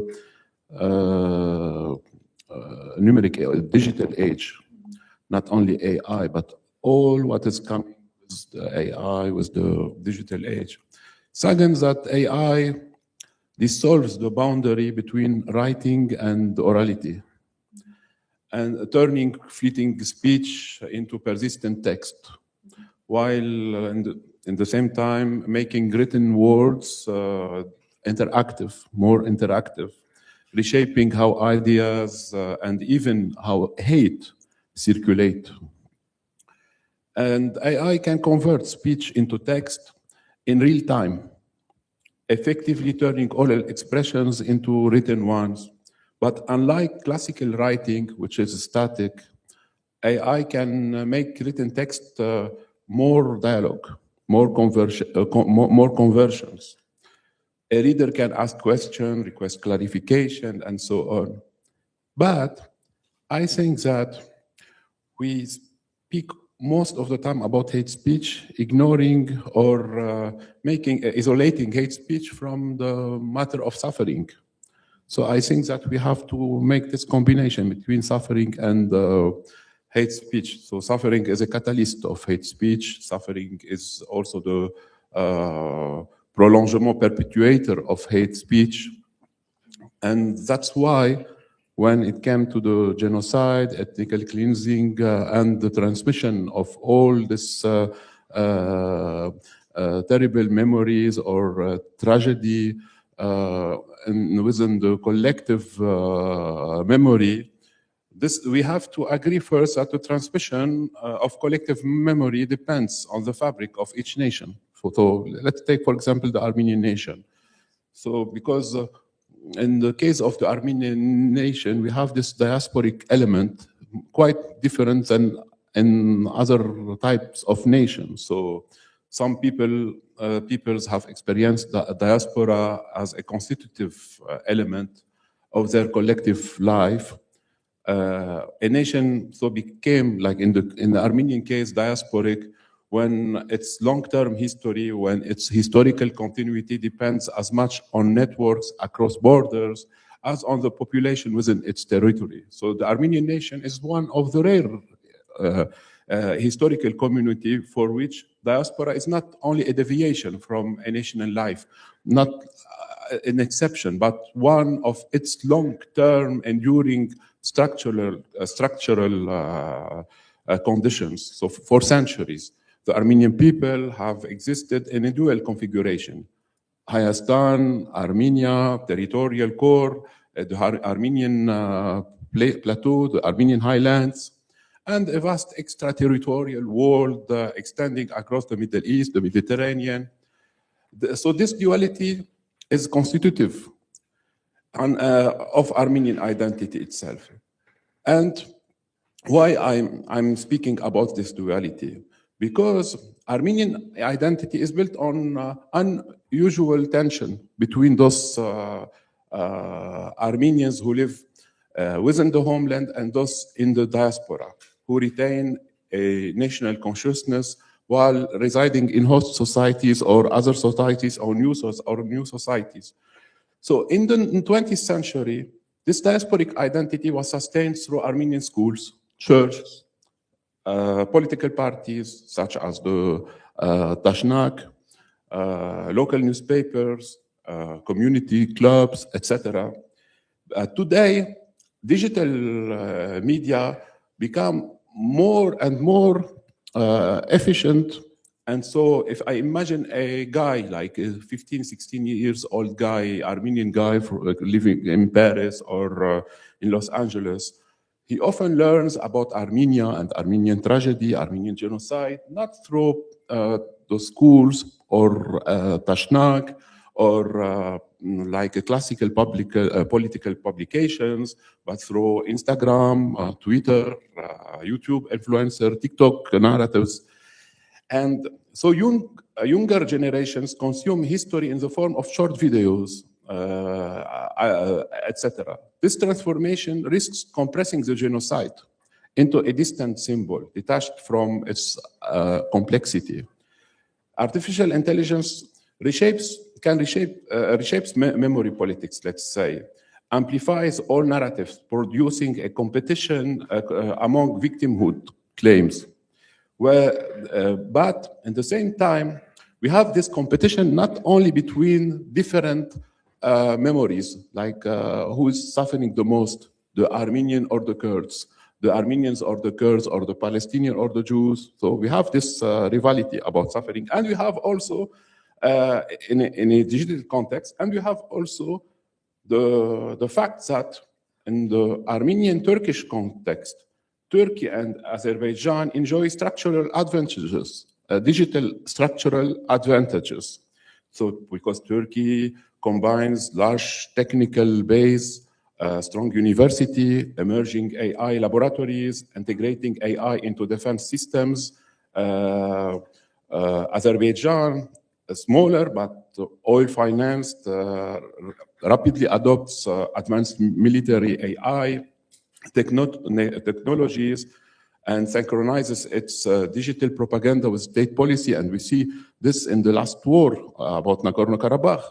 So Armenia, by contrast, faces constraints, smaller budget, weaker techno-industrial base, reliance on diaspora talent, slow institutional uptake of AI, no unified doctrine for information security. So the result is a fragmented Armenian AI posture dependent on external actors. Nonetheless, digitalization and diaspora activism offers opportunities, but at the same time, here we have the second problem that, and this is here, it's deeply the problem of how to use AI or not, the challenges represented by AI, because AI job is not justice, it's visibility. So, meaning that, I mean that visibility does not equate to justice. So here we can compare between the different suffering example, like the Jews Holocaust collective memory, the Rome, the Tsigan collective memory, the Armenian collective memory. So we have let's take these three examples: the Jews, the Armenians, the Roma. So the Jewish communities transformed Roma in institutionalized structures. Armenians in the beginning lacked a sovereign state to preserve evidence, to protect survivors, to confront denial. But Armenian memory relied on diaspora for a long time. In the case of the Tsigan, of the Roma, here the genocide occurred in near invisibility. They entered the 20th century without a state, without a church, without an institution, without a diplomatic corps, without intelligentsia. So the digital, so if it was like this in the 20th century, in the time of the digital age, so nobody will speak about the Roma's tragedy. But Armenian memory remains emotionally intense, but when we compare with other suffering, but strategically vulnerable, because it is vulnerable to state-sponsored disinformation campaigns. So, Dr. Saad, so we have opportunities and we have some risks. So, to conclude, I think that it's not only the matter that we have opportunities. We have more challenges and more difficulties than opportunities. When it is when we are in a position of a small nation, we have less opportunities and more challenges, and so the digital age is more challenging for small nations And we have to acknowledge that in the case of the Armenian nation, even we have a lot of opportunities coming from the diaspora. But when we compare between the capacities of Turkey and Azerbaijan together and Armenia, no, we have to be more scared. Okay. Thank you, Dr. Saade. Mr. Najm, it's very important to discuss with you content moderation policies on social media platforms. As we know, these policies can sometimes be discriminating and may even contribute to misinformation. For example, through the systematic removal of Arabic posts, which can violate users' rights to freedom of expression and access to information. So, thank you. what are the main challenges? I guess to continue the conversation, what Dr. Fatima and Dr. Saadi says, I want to mention a little bit like more the bigger picture of tech companies in the US and the infrastructure, and like how did we get here, basically. I mean, it's so important to look at the space where we are right now and look at tech companies, and like it's all US-based focused tech companies. So when we all go online, it's all private. So we're going to private locations. So imagine you're spending most of your time in a mall. You're following the mall regulation, the mall rules, because there's no public space. There's no civic space online right now. And this is one of the big challenges. Because if we think about us as humans and the history of humans, we used to go out, protest in the public space, in civic space. Now people, if they want to protest or talk about anything, they go on Facebook, they go on Instagram, TikTok. It's all controlled by some country, basically, by some company that is controlled by some company. So it's really important to talk about these anecdotes to also know the fight that's happening right now. There's a big fight happening right now between the EU and the US. If you're following the conversation recently, President Macron also spoke a couple of days ago. I mean, now they're focusing a lot about the kids and like forbidding social media before 16. It's a conversation. I'm not gonna get into the details because I have a different opinion, but it shows how much the EU are trying to challenge the US, because all the tech space, all the techno, basically fascism that's coming from the US, they are controlling the infrastructure. So the EU are worried. The EU are worried, and they are talking about digital sovereignty. They're trying to build their own infrastructure. So they're moving away slowly from US-based technologies to open source platforms. So they want to build their own platforms. And I just saw that they're investing around $200 billion are just one initial payment from the EU. And I go to Germany and other EU countries, and I hear a lot this kind of conversation. They are worried about this. So this is basically one of the big conversation.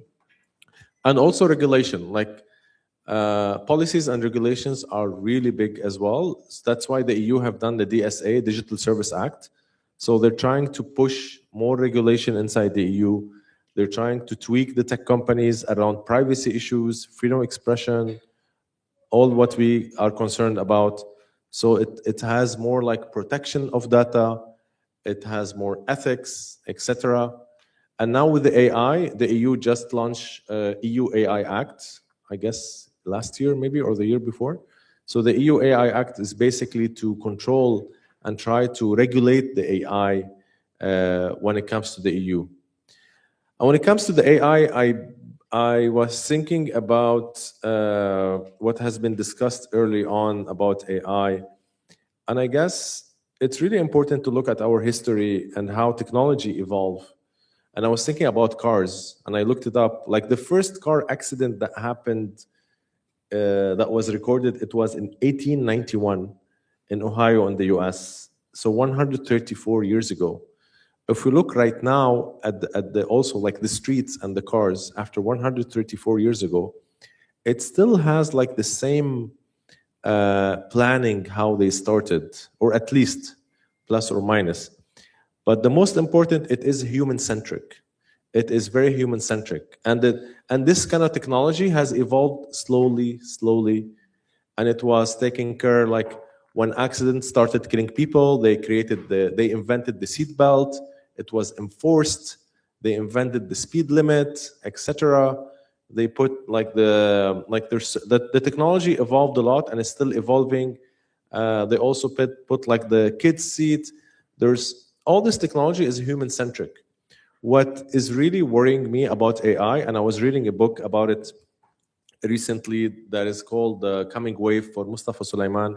Mustafa Sulaiman, he was DeepMind, Google, and I just read his book about AI, and he's worried that these machines are going to reach a point where their decision is based on no human interaction. So basically, now we have ChatGPT, then the second layer of ChatGPT, the third, the fourth wave, fifth wave.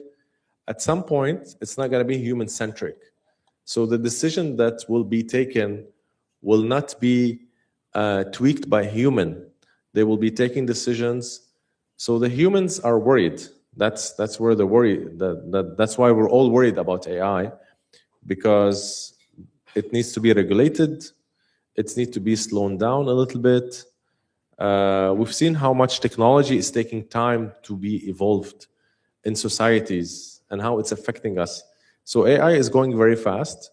We need some ethics around it. We need some regulation around it.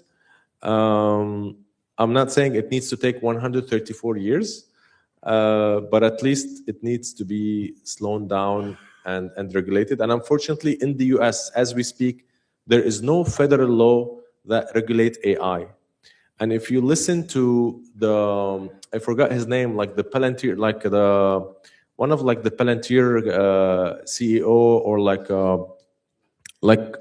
one of the big CEOs in the US, he was saying regulating AI is antichrist, and that's how he puts it. So we have all this, the Trump group of techies, of all these technofascism, of all these trillionaires. Musk will be trillionaire soon. They're all talking about also robots, having army of robot. So there's no regulation. So it's all wild, wild west in the US. And the EU are worried, and we should also be worried about this. I just want to tease you a little bit with some of these ideas and to see if there's any interaction or questions to continue the conversation. Thanks. Thank you, Mr. Najam. So maybe we can open the floor to questions from the audience.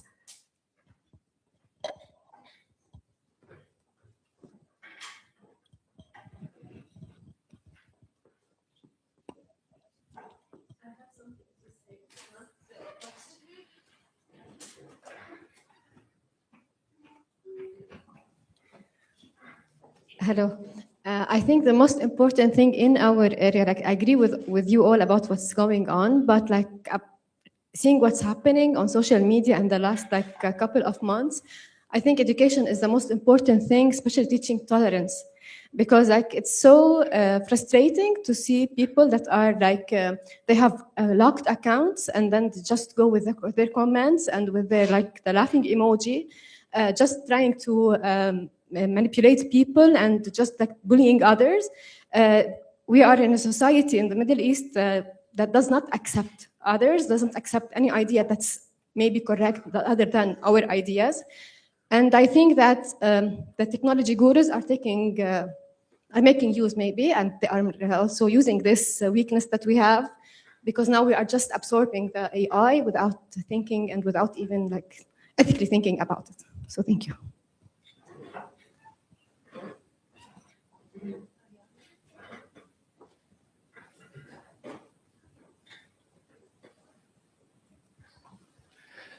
So first, thank you so much to all the panelists. I'm sorry to say that I am an American in the room, but I hope a good one, writing some data policy stuff. But I have a question inspired by you, Mr. Najam, especially, but for really all the panelists.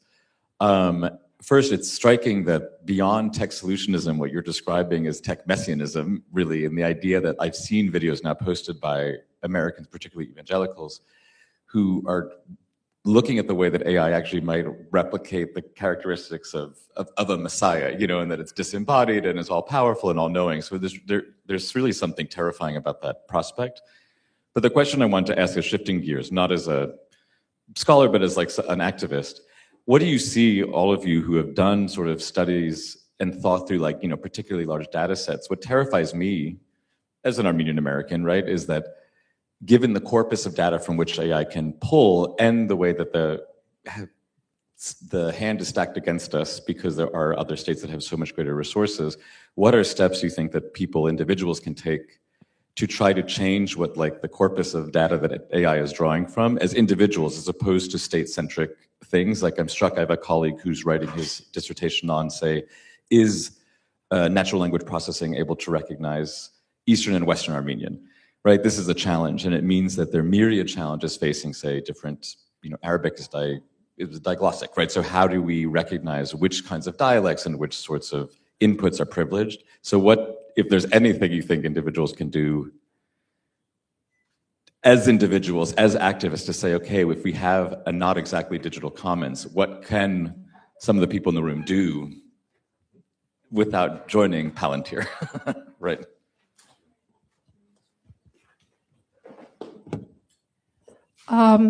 So what I would do is take a step back, away from all this sort of panic about we don't have enough data or the data sets we have are too biased, etc., and promote two things that I insist should be really part of any panel or workshop on hate speech. I've noticed that wherever there's hate speech here, there's no addendum. I noticed there's no hate speech detection, hate speech propagation. What is it that we're doing? And I realized that all of us, well, minus computer scientists, are not really sure what this AI is doing. I mean, we can ask, does anyone know what the AI is doing on the content moderation platform? Most likely no. I would definitely promote and try to mobilize around two things. The study of hate speech propagation. We could be reading 1,000 hateful comments, but the impact is very limited. Or maybe one hateful comment that is contagious, very, very powerful, and is able to affect a lot of more and more people, and this could spread. So in my opinion, this is a place where AI is not playing a role, but rather more complex network analysis that would allow you to act and say, red alarm, there's a flag, now it's getting dangerous, I need to act. There's no way we can get rid of hate speech. So that's one. The other thing I would certainly promote along the lines of preserving collective memory, the technologies are there. They're called, they're called RAGs for short, but Retrieval Augmented Generation Systems, where the youth can reclaim agency, come and build their own LLMs with their own narrative and just deploy them and see where that takes, because there are ways to be active rather than reactive, and I would definitely vouch for that. Should I go? So from the education perspective, I think one thing that I think of as educators is not to be scared of AI. I got an email the other day from my son's school English teacher saying, I think your son has been using ChatGPT to write his English essay. Well, I was not upset because he is exploring tools that he has access to, right? I think here is our role to teach our kids and our young people how to use AI. ChatGPT is just one tool. I mean, the experts here know way more than I do in that. But how to use it ethically and how to use it for their own service, whether to combat hate speech coming at them or others or whatnot. And we have heard of all these technologies. So I think what we can do is really not be scared of AI. Although Mr. Najm, right, said AI may take over one day, but I don't believe that, honestly. I think that we need to take charge, and that's the way we need to move forward. You may disagree.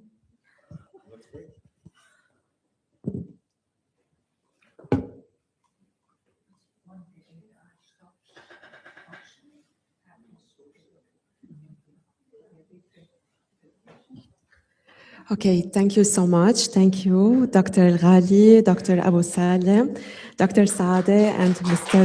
Nasham. Thank you so much.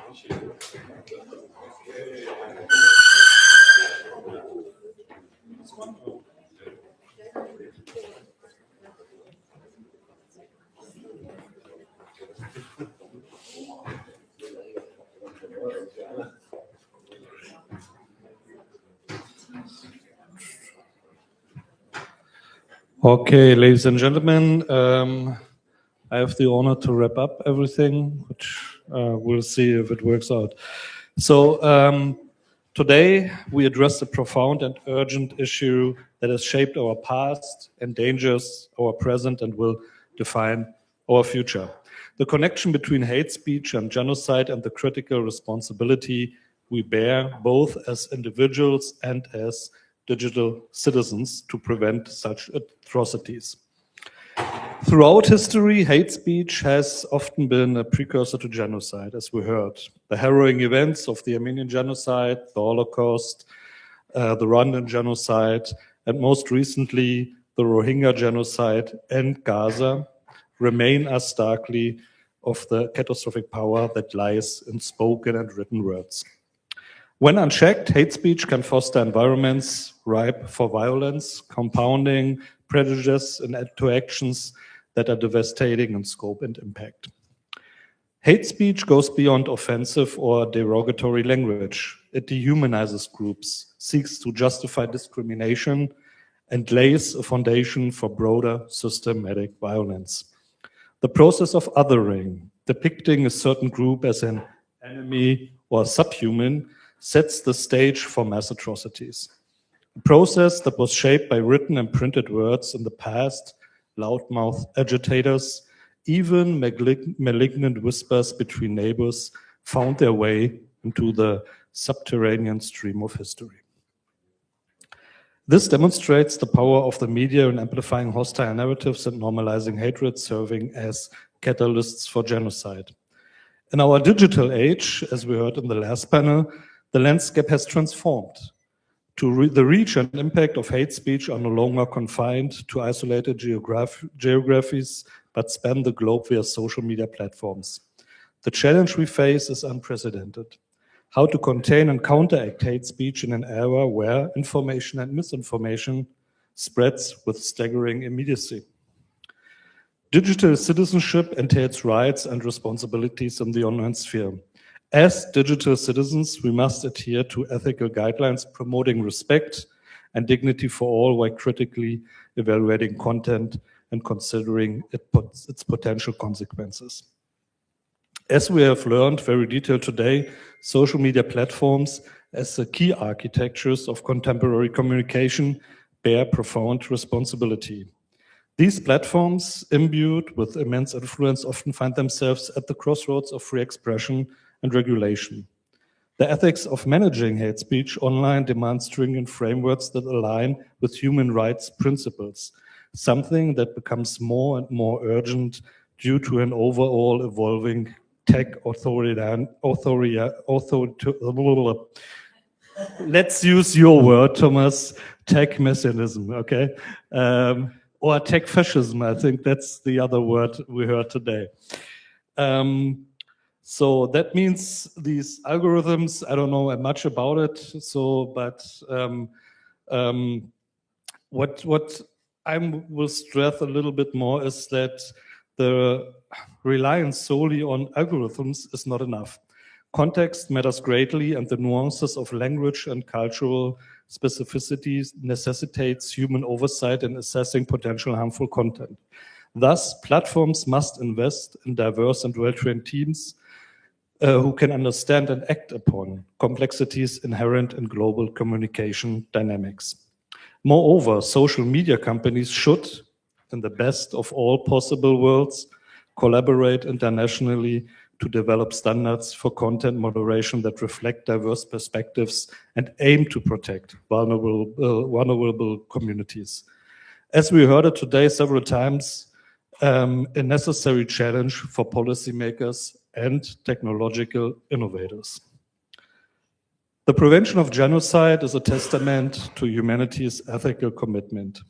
History has shown us time and again that we must remain vigilant against the currents of hate that can swiftly escalate into genocide.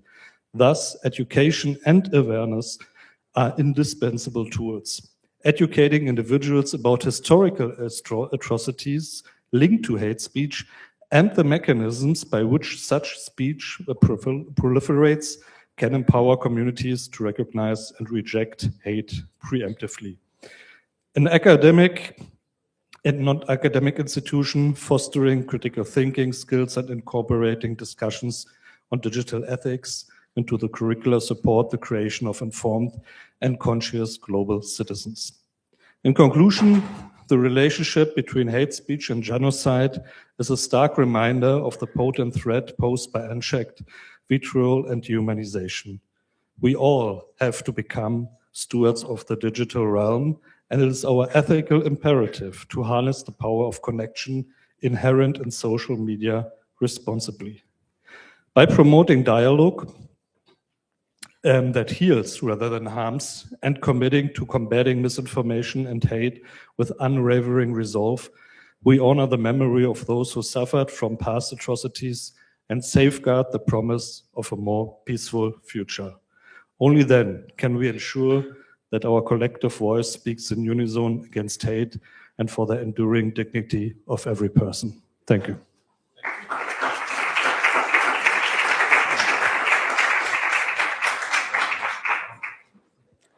Okay, now I would like to invite Ms. Mireille Khanamirian to offer tokens of appreciation to our panelists, please. Ms. Mireille. Okay, first we have Mr. Muhammad Najm.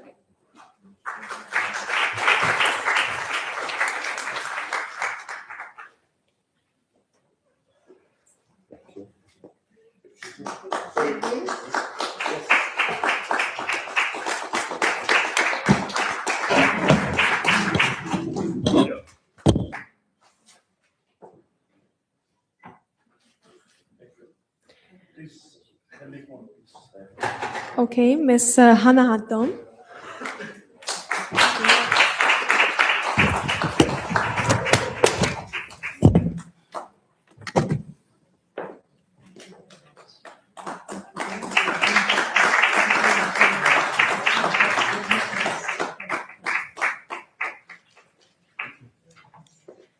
Dr. Fatima Abu Salim.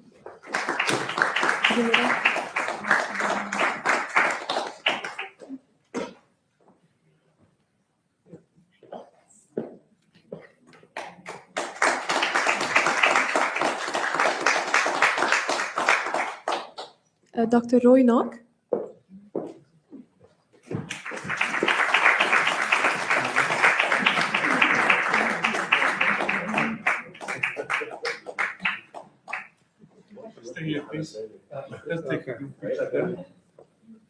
Dr. Talara Teshian.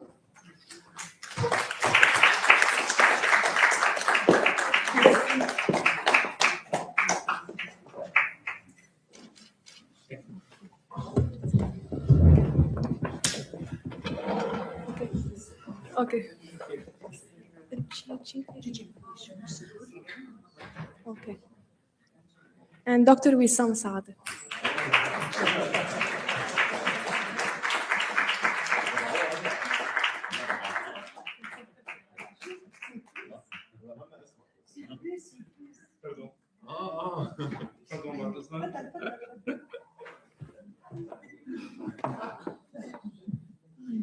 Sorry. Look at me, please.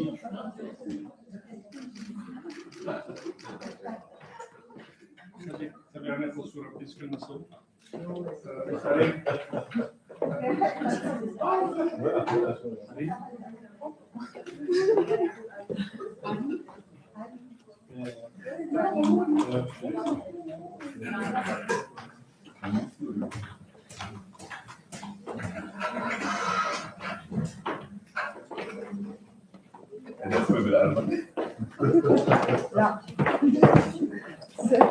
SHR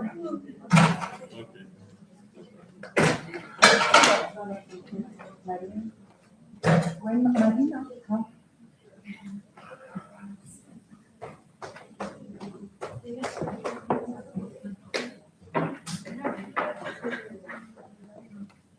Excuse me.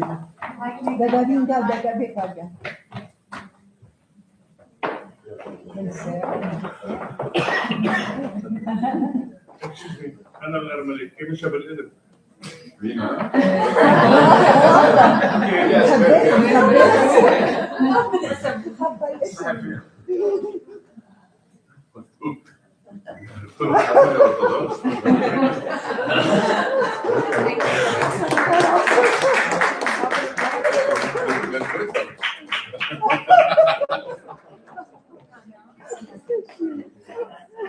That's the wrong one, yeah.